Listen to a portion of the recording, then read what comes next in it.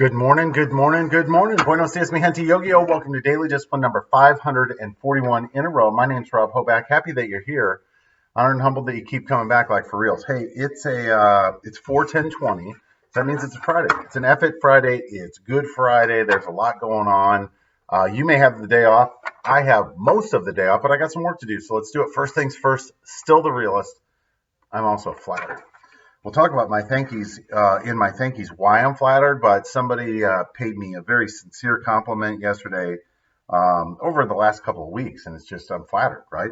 Moving on to our thank yous, which is our daily reminder to be thankful for the things that we have. Stop worrying about what we don't have, what we think we need, what the neighbors have, and just be thankful for what we got. So number one, God is good. God's been good to us in the good times and the bad. No disputing that. Thankful for RVG. RVG, we met. I mean, what, probably 9 years ago? More than that, 10? No, it was 2009, 2008.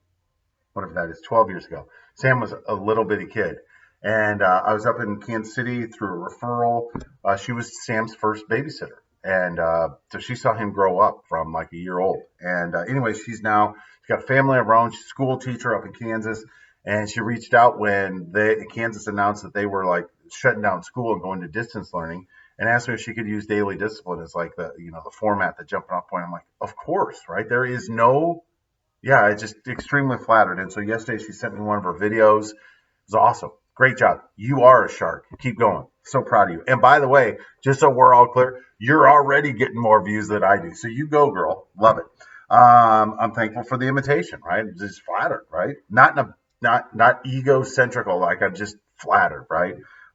Thankful for art. So if you guys follow me on Facebook or Instagram, you see I've been posting some art lately that we put together. And yesterday, the kids were here.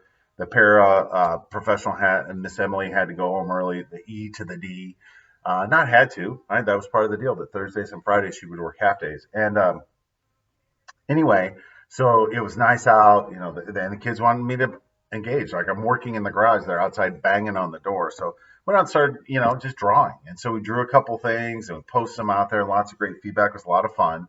And just the time I get to spend with Addie is just, she's awesome, right? Anyway, moving on, I got to tell you a story about thankfulness, right? So we've got these new neighbors that live to the side. They've got a little bitty yappy dog that reminds me of Scooter, right? But anyway, that dog and Addison and Jack have really bonded. And so the neighbors. And so Jack has started talking to her name's Penny, but he calls her neighbor, right? And so, anyway, long story short, they gave us this toy box, right? And so yeah, right in the middle of us, chalk painting, sidewalk chalk, making some art. I was like, man, I haven't heard from Jack in a minute. So we spent the next 15 or 20 minutes frantically looking for Jack, right? Like when you get to that point, like, I don't know where he is. I can't find him.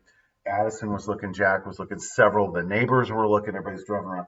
Long story short, he was literally like 5 feet away from us, asleep in that toy box. He had crawled up in there and shut it. We finally found it. Addie did. Again, we were all like on the verge of just really having a meltdown here. So, but for those of you who are parents, you've been through this, I'm sure, once or twice. You're like, oh my God, I can't find my kid. And you just, all these negative, and you're like, nope, nope, nope. He's got to be around here. So there's no way that kid's going to leave us. And there's no way somebody's going to pick him up without us hearing about him. He's outside. So we're thankful for the neighbors, for the toy box. We're thankful that they helped us find him. Thankful that Jack's safe. Thankful for the art that we were doing. It's all connected, and we had a great day. So anyway, on to real talk, right? So, and it's this, that lying simplified, why people lie. So if there's anything that, of the themes through daily discipline, one of them is that people lie to each other, right? And when we lie to each other and we enable bad behavior, it's bad, right? Because the people who are being lied to start believing that, right? So a great example would be Antonio Brown, right? Where he had all these people who were enabling him, kept telling him like, oh yeah, everybody else is bad, keep going.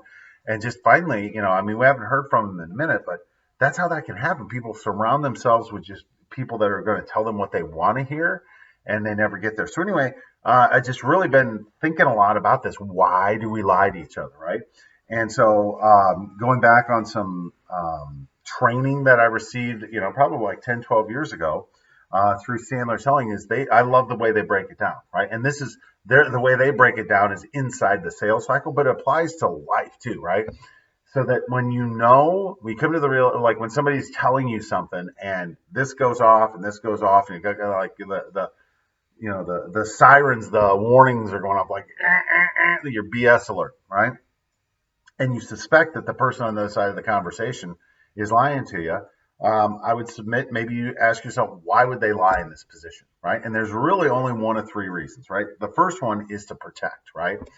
That they feel vulnerable about what they're telling you, and either they're trying to protect themselves because they don't want to be in an awkward situation where there is a confrontation, right? So they're protecting themselves from an uncomfortable conversation. Perhaps, right? And when we're enabling people, they're enabling you, right? They're telling you what they think you want to hear instead of what you need to hear. So again, and that's kind of like a white lie, an innocent lie that it's not intended to be harmful. It's pretended to be like, hey, we're trying to protect either you or somebody else, right? From pain, right? So there's protect, the lie to protect. There's the lie to hide, right? So think about that, right? That what that looks like on a sales call. Somebody says, oh yeah, I got the budget, I got the authority, I got this, I got that. And then all of a sudden, when it comes time to make the decision, you can't get a hold of them, right? And it's that way in our personal lives where have you ever had somebody owe you some money and all of a sudden here come the lies, man, right? Oh man, my grandma died, my dog's sick, this, that, the other, right? And they're lying to hide, right? They're also lying to protect, but they're lying to hide. And that one is more devious, right? They know what they're doing. The one before, they're just trying to protect themselves or somebody else. And like, look, I think lying is the only way out of this. This one, they're intentionally lying to avoid a situation. The last one is it's just they're lying for themselves. It's a selfish lie, right? It's whether they're exaggerating something to make it sound like it's better than it is. They're lying to to get you to agree to something that you wouldn't if you told the truth. That's the devious lie, right? And those are the ones. All of them are bad, right? But if you stop and think about why would somebody lie to me about that? Either they're trying to protect themselves or you, they're trying to hide from you, or they're trying to get something from you under false pretenses, right? And so, yeah, it sounds so negative to say this, but we all lie to each other all the time, right? I mean, think about it. Think about how many times even Jack has started lying, right? He's 4, right? But that's that's part of the human condition is that we don't always tell each other the truth. So what's my point? Just understand that it's out there. Understand that people are going to lie. A lot of times they're doing it. They think they're doing the right thing. But for all of us, we need to demand the truth. We need to demand, like, look, if you want to roll with me, let's engage in uncomfortable confrontation discussions, right? And confrontation doesn't have to be violent, doesn't have to be mean. It just means a confrontation, right? It just means there's going to be some friction because one person disagrees with the way something's happening and they want to have an honest conversation, right? I mean, you can keep living a lie. I'm good. I don't want to do that anymore. All right. With that, I'm done for the day. Hands up. Peace out. We're better together. Appreciate you stopping by on an FFit Friday. Happy Good Friday to all of you. We'll be back tomorrow on a Savage Saturday. We'll see you then. Deuces. How about that for some real talk? Love you guys. See ya.